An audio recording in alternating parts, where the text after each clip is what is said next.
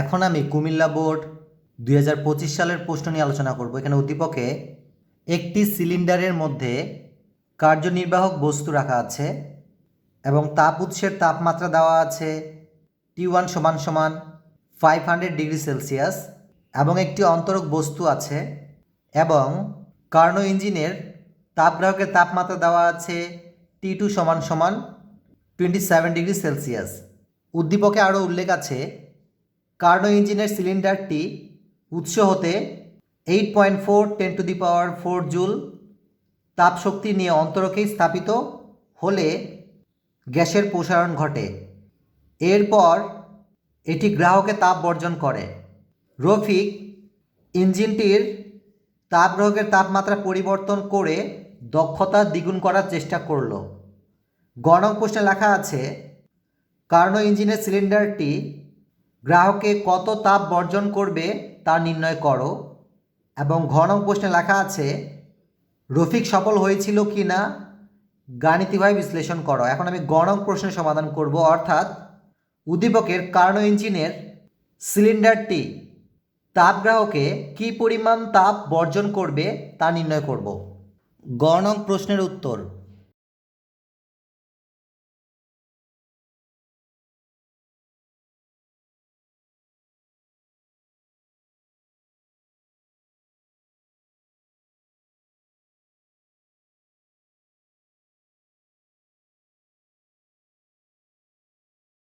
এই অঙ্কিত চিত্রটি একটু খেয়াল করুন। এটি হচ্ছে উদ্দীপকের তথ্য অনুসারে কার্নো ইঞ্জিনের কার্যনীতির চিত্র, যেখানে এটি হচ্ছে কার্নো ইঞ্জিন এবং এটি হচ্ছে তাপ উৎস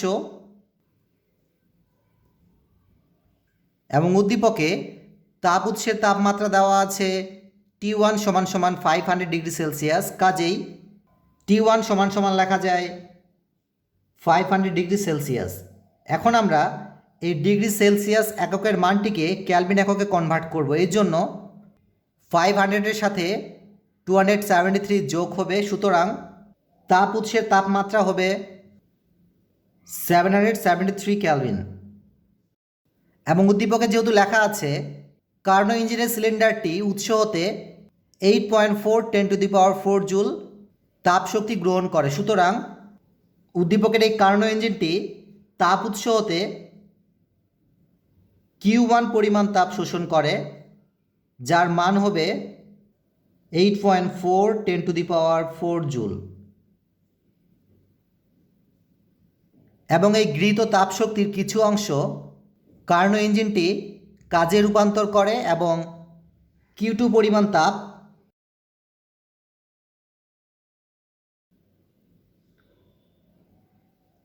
তাপগ্রাহকে বর্জন করে।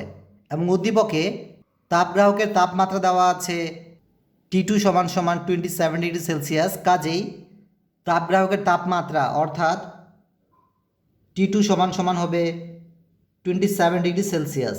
এখন আমরা এই ডিগ্রি সেলসিয়াস এককের মানটিকে ক্যালভিন এককে কনভার্ট করব। এই জন্য 27-এর সাথে 273 যোগ করব, সুতরাং তাপগ্রাহকের তাপমাত্রা হবে 300 ক্যালভিন।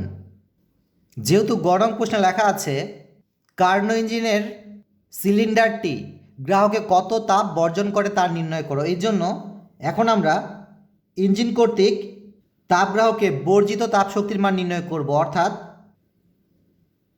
Q2-র মান আমরা নির্ণয় করব।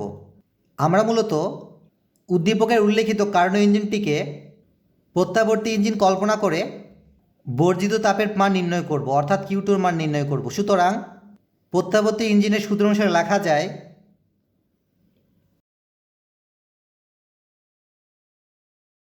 আমরা জানি Q1/T1 = Q2/T2। যেহেতু আমরা Q2-র মান নির্ণয় করব এবং সমান চিহ্নের উভয় পাশে ভগ্নাংশ অংশ রয়েছে, কাজেই এখন আমরা ক্রস মাল্টিপ্লিকেশন করব, অর্থাৎ কোণাকুণি গুণ করব। সুতরাং Q2-র সাথে T1 গুণ হয়ে যাবে, অতএব লেখা যায় Q2 × T1 = Q1-এর সাথে T2 মাল্টিপ্লাই হয়ে যাবে, সুতরাং লেখা যায় Q1 মাল্টিপ্লাই T2। যেহেতু আমরা Q2-র মান নির্ণয় করব এবং Q2-র সাথে T1 গুণ অবস্থায় আছে, যা ডান পাশে গিয়ে ভাগ হয়ে যাবে, সুতরাং লেখা যায় Q2 সমান সমান Q1 multiply T2 divide by T1, বা Q2 সমান সমান, এখানে Q1 হচ্ছে ইঞ্জিন কর্তৃক গৃহীত তাপ শক্তির মান, যা উদ্দীপকে দেওয়া আছে 8.4 10⁴, কাজেই Q1 এর পরিবর্তে হবে 8.4 10⁴, মাল্টিপ্লাই এখানে T2 হচ্ছে তাপগ্রাহকের তাপমাত্রা, যার মান পেয়েছি 300 কেলভিন, কাজেই T2-র পরিবর্তে হবে 300 ডিভাইড বাই, এখানে T1 হচ্ছে তাপ উৎসের তাপমাত্রা, যার মান পেয়েছি 773 কেলভিন, কাজেই T1 এর পরিবর্তে হবে 773, বা Q2 সমান সমান, ডান পাশ অংশকে হিসাব করলে পাওয়া যায় 3.26 10⁴, এবং তাপ শক্তির একক হবে জুল। সুতরাং বলা যায় উদ্দীপকের কার্নো ইঞ্জিনটি তাপগ্রাহকে 3.26 10⁴ জুল পরিমাণ তাপ বর্জন করে। অতএব উত্তর হিসেবে লেখা যায় কার্নো ইঞ্জিনের সিলিন্ডারটি গ্রাহকে 3.26 10⁴ জুল পরিমাণ তাপ বর্জন করে। এখন আমি ঘ নং প্রশ্নের সমাধান করব। ঘ নং প্রশ্নে লেখা আছে রফিক সফল হয়েছিল কি না গাণিতিকভাবে বিশ্লেষণ করো।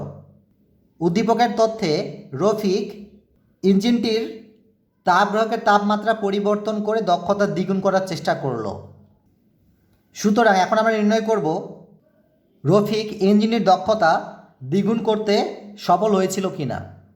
সুতরাং লেখা যায় ঘ নং প্রশ্নের উত্তর। ঘ নং প্রশ্নের সমাধানের জন্য প্রথমে আমরা উদ্দীপকের তথ্য অনুসারে কার্নো ইঞ্জিনের দক্ষতা নির্ণয় করব। সুতরাং লেখা যায় উদ্দীপকের তথ্য অনুসারে কার্নো ইঞ্জিনের দক্ষতা নির্ণয়।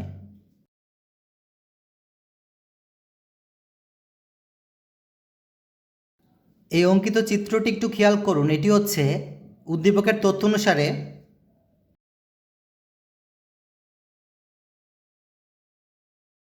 কার্নো ইঞ্জিনের কার্নো চক্রের লেখচিত্র। এই লেখচিত্রের এই অংশটি হচ্ছে তাপ উৎস, যেখান থেকে ইঞ্জিনটি তাপ গ্রহণ করে, এবং উদ্দীপকে তাপ উৎসের তাপমাত্রা দেওয়া আছে T1 সমান সমান 500 ডিগ্রি সেলসিয়াস, কাজেই লেখা যায় T1 সমান সমান 500 ডিগ্রি সেলসিয়াস, যা ক্যালভিন এককে কনভার্ট করলে 773 কেলভিন পাওয়া যায়। এবং এই লেখচিত্রের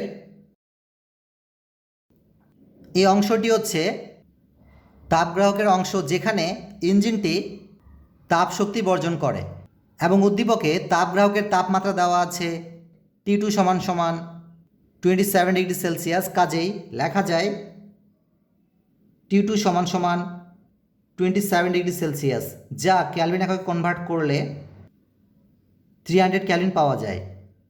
আমরা মূলত এই কার্নো ইঞ্জিনটিকে প্রত্যাবর্তী ইঞ্জিন কল্পনা করে দক্ষতা নির্ণয় করব। সুতরাং লেখা যায়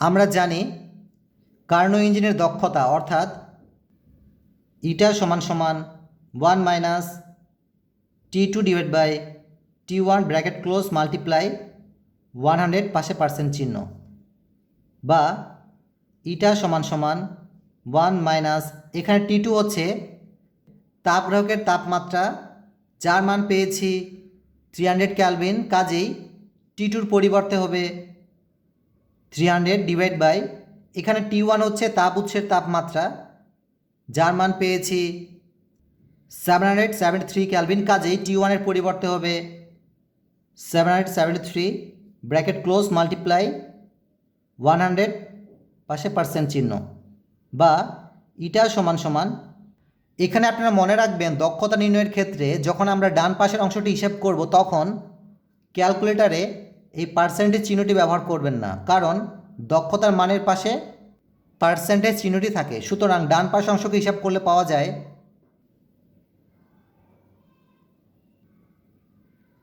61.19%।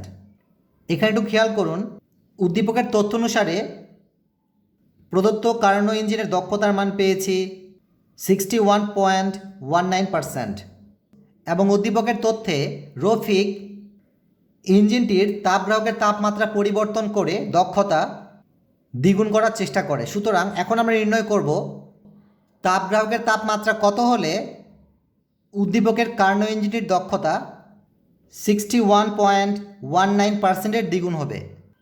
সুতরাং লেখা যায় রফিক ইঞ্জিনটির তাপগ্রাহকের তাপমাত্রা পরিবর্তন করে দক্ষতা দ্বিগুণ অর্থাৎ 61.19%-এর দ্বিগুণ, যা হিসাব করলে পাওয়া যায় 122.38% করার চেষ্টা করল।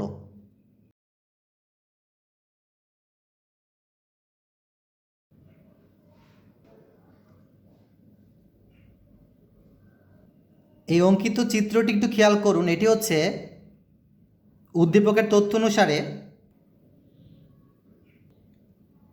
কার্নো ইঞ্জিনের কার্নো চক্রের লেখচিত্র, যেখানে রফিক শুধুমাত্র তাপগ্রাহকের তাপমাত্রা পরিবর্তন করে দক্ষতা দ্বিগুণ অর্থাৎ 122.38% করার চেষ্টা করল। কাজেই কার্নো ইঞ্জিনটির তাপ উৎসের তাপমাত্রা স্থির থাকবে। সুতরাং লেখা যায় তাপ উৎসের তাপমাত্রা অর্থাৎ T1 = 500 ডিগ্রি সেলসিয়াস, যা ক্যালভিন এককে কনভার্ট করলে 773 ক্যালভিন পাওয়া যায়, এবং রফিক শুধুমাত্র তাপগ্রাহকের তাপমাত্রা পরিবর্তন করে দক্ষতা দ্বিগুণ করার চেষ্টা করলো। কাজেই এখন আমরা নির্ণয় করব উদ্দীপকের কার্নো ইঞ্জিনটির তাপগ্রাহকের তাপমাত্রা কত হলে কার্নো ইঞ্জিনটির দক্ষতা দ্বিগুণ হবে অর্থাৎ 122.38% হবে। আমরা মূলত এই কার্নো ইঞ্জিনটিকে প্রত্যাবর্তী ইঞ্জিন কল্পনা করে তাপগ্রাহকের তাপমাত্রা নির্ণয় করব। সুতরাং সূত্র অনুসারে লেখা যায়, আমরা জানি ইটা সমান সমান 1 minus T2 divide by T1 bracket close multiply 100 পাশে পার্সেন্ট চিহ্ন। এখানে ইটা হচ্ছে ইঞ্জিনটির দক্ষতা, যার মান হবে 122.38%। সুতরাং ইটার পরিবর্তে হবে 122.38% সমান সমান 1 মাইনাস, এখানে T2 হচ্ছে তাপগ্রাহকের তাপমাত্রা, যার মান আমরা নির্ণয় করব। কাজেই এখানে T2ই থাকবে ডিভাইড বাই, এখানে T1 হচ্ছে তাপ উৎসের তাপমাত্রা, যার মান আমরা পেয়েছি 773 ক্যালভিন। কাজেই T1 এর পরিবর্তে 773 হবে ব্র্যাকেট ক্লোজ মাল্টিপ্লাই 100 পাশে পার্সেন্ট চিহ্ন।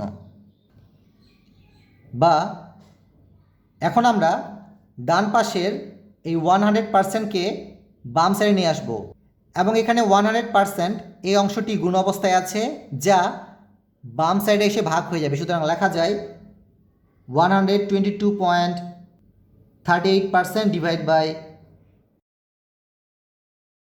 100% সমান সমান 1 মাইনাস T2 ডিভাইড বাই 773, বা বাম পাশ অংশকে হিসাব করলে পাওয়া যায় 1.2238 সমান সমান ডান পাশে থাকে 1 মাইনাস T2 ডিভাইড বাই 773।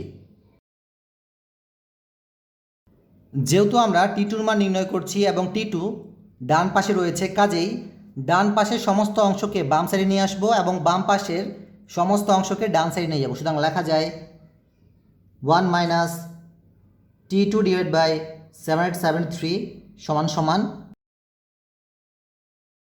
1.2238। এখন আমরা হিসাবের সুবিধার্থে এই লাইনটিকে আবারও লিখছি 1 মাইনাস T2 ডিভাইড বাই 773 সমান সমান 1.2238।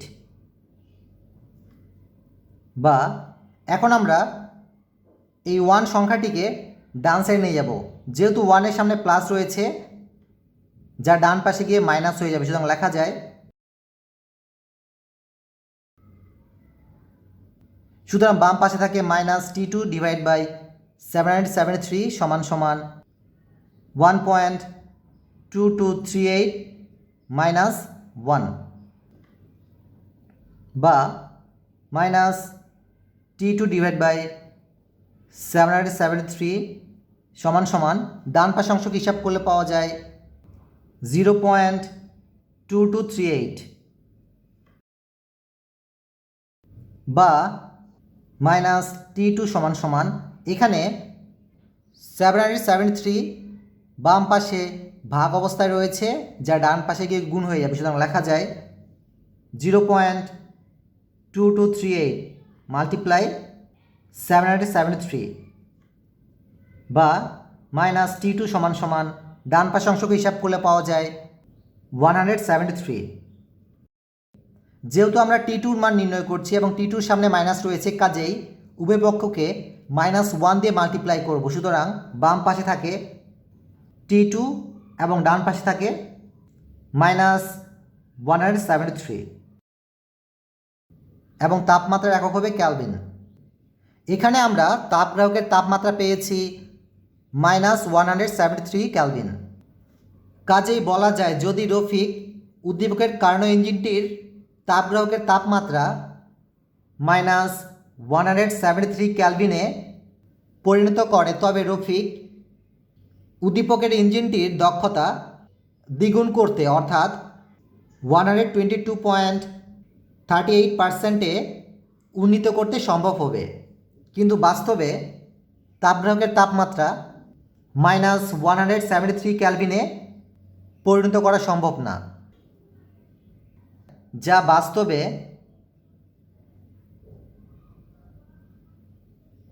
সম্ভব না।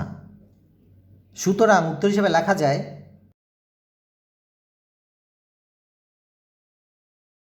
রফিক দক্ষতা দ্বিগুণ করতে সফল হয়নি। সকলকে ধন্যবাদ দেই সুন্দরভাবে শোনার জন্য।